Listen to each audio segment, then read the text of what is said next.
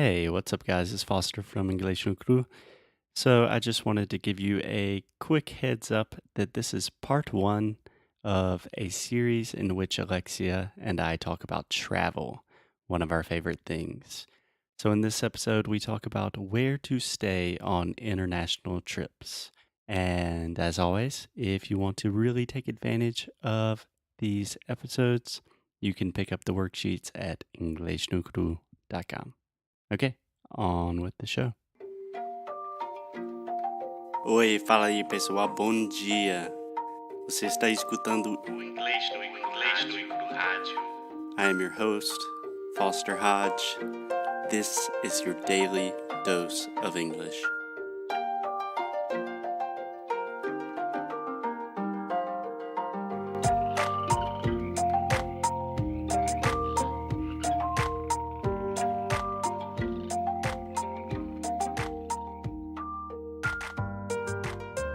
Hey, Alexia. Hey, Pastor, how are you? I'm doing great. Can't complain. How are you? I'm fine. I'm exhausted I am exhausted. Yeah. Why are you exhausted? because of yesterday. We took the dogs to the dog park and we had to buy new leashes, harness. What's the difference between harness and leashes? A leash is just your normal coleira, right? But a harness is one that takes the dog by the chest, so has more straps, and when the dog is really running, it doesn't hurt their neck. It doesn't pull. Yeah, but coleira Mhm. for us is everything. Yeah. Yeah, I think we just make that difference because like a harness you also use in rock climbing, that kind of thing, is something that really supports you. Yeah. And a leash is specifically for dogs. Yeah. And it was a good day. We met new people, went to the dog park, met new dogs, amazing dogs. Amazing dogs. Yes. Yeah. This podcast is not about dogs. I don't know how that started, but I think it is relevant because first, you are traveling, right? Yes, I am. And second, I'm also traveling. Just because I'm in the US does not mean I'm not seeing new things, learning about new ideas, meeting new people. And that's what we're talking about today. Yeah. Our favorite thing, travel and dogs and food and sleeping. One of our favorite things, travel. Uh-huh. Okay, so today we're talking about travel and more specifically, the difference between a traveler and a tourist. Yes. Okay, so two reasons I really want to talk about this. First, in my previous life, I worked for an NGO, Onde, a non governmental organization. Sometimes we say nonprofit, but I worked for an NGO in Guatemala. And the CEO of that NGO is now very famous. He has a best selling book. And in his book, one of the things he says repeatedly is said that tourists see, travelers seek. So can you translate that for me? Sim. Turistas vêm, né? Mm-hmm. E os travelers, né? Os viajantes, Viajantes procuram, procuram. querem saber mais, querem participar da Alguma coisa experiência. mais profunda, né? So, the real reason I want to talk about this first, I just think being a traveler is so much better. It is so much more of a rich experience.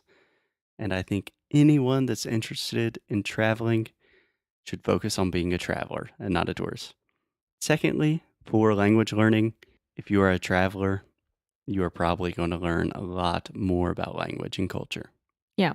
So today I just want to talk about some of the differences between tourism and traveling and how you can just try to be a little bit more of a traveler in your travels. Does that make sense? Yes, it does. Ha. Awesome. Ha. Yes, it's not yes, it makes. If someone says, does that make sense? Yes, it does. Yay. Okay, so we just have a list of things. Some of these I don't know if I agree with or you agree with, but let's just talk about them. Okay? Okay. Okay, so step one on the list, the difference between tourists and travelers is that tourists traditionally stay in your typical places like hotels, you know, like a big famous hotel or the easiest, most comfortable place to stay. Travelers will look for something more local, Like like hostels, like a hostel. hostel. That is the ah sound. Prato chato, hostel. Or an Airbnb, something that helps them live more like a local, right? Yeah. In our case, house sitting. Yeah. So we are taking it to the next level and just straight up living other people's lives, taking care of their dogs, using all of their stuff. That's a different story. But if you think about it, It's how do I say that? Anthropological.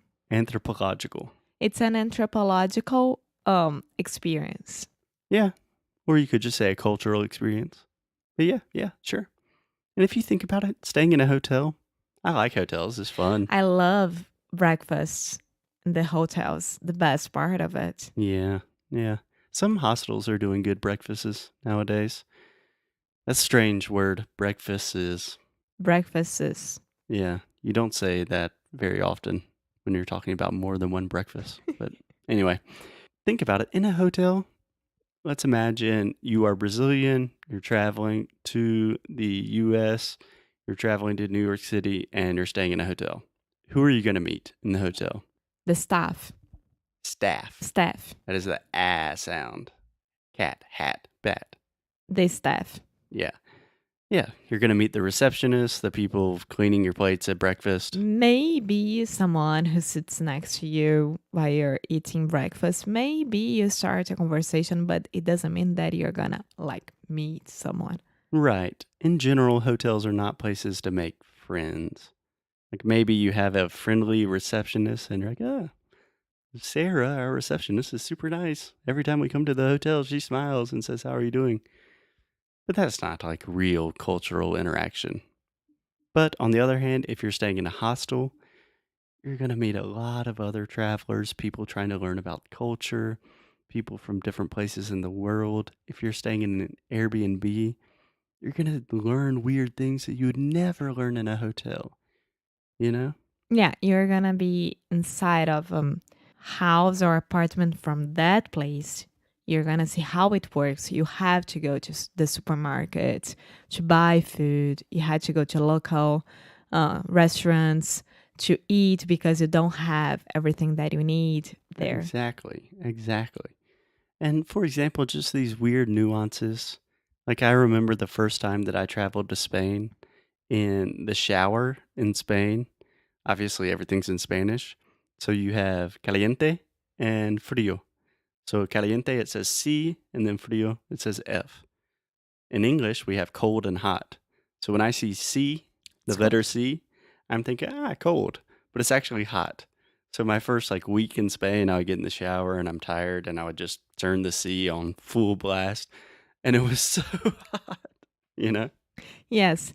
Or here, when you had to turn on the shower, you have to how to say that to pull the bath, you know? Yeah. So a lot of times in at least in American bathtubs, I don't know how international this is, but you have like the bathtub, like the bañera, and then when you turn the water on, you have a little part on the bottom of the tap. How do you say tap? Grifo? Não, Um é grifo em torneira. espanhol. Torneira. Yeah. And you pull it down, and that's what starts the water coming from the shower. Yeah. Yeah. Showers are complicated. Yes, they are. I didn't understand that at once, and then your mom explained it to me. She was like, "Yeah, let me teach you." Yeah. This is super important. I love taking showers. Yeah. Yeah. And a shower, also great place to practice your English or any language. Airbnb, house sitting, or hostels be our choice. Yeah. And a lot of people are kind of afraid of hostels if it's your first time traveling. Alexia is raising her hand right now. Again, this is audio format. It's a podcast. No one can see that. But for example, when we went to Chile, was it in Valparaiso? Yeah. Yeah, we stayed in a hostel, but we had a private room. Yes, that's what I like. I don't like the huge 20 people that you don't have a place to leave your to leave your things, and you have to sleep with a lot of people that you don't know. It's horrible. Yeah, it depends on where you are. So most hostels in shared dorms, they say, shared rooms, they will have like a safe, like a lockbox where you can put your stuff. But it depends on where you are. For example, in Portugal, the hostels are amazing, better than hotels. I love them. And in most of Europe, the hostel culture is really, really awesome. In the US, it's not so developed. South In America as well. in Brazil, I've had good and not so good experiences. Yeah. So in general, just look for a little bit more of a local place to stay. All right? All right. Cool. Thank you, thank you, thank you. Thank you so much for listening to another episode of Inglês no Cru Rádio. If you like what we do, please check us out at inglesnoicru.com, inglesnoicru.com. There you can find everything you need, all of the episodes, transcripts, blog posts, articles, resources, and new courses that we're releasing this month. Thank you for your support. Most importantly, keep up the good fight and lose well. Até já já. Ciao.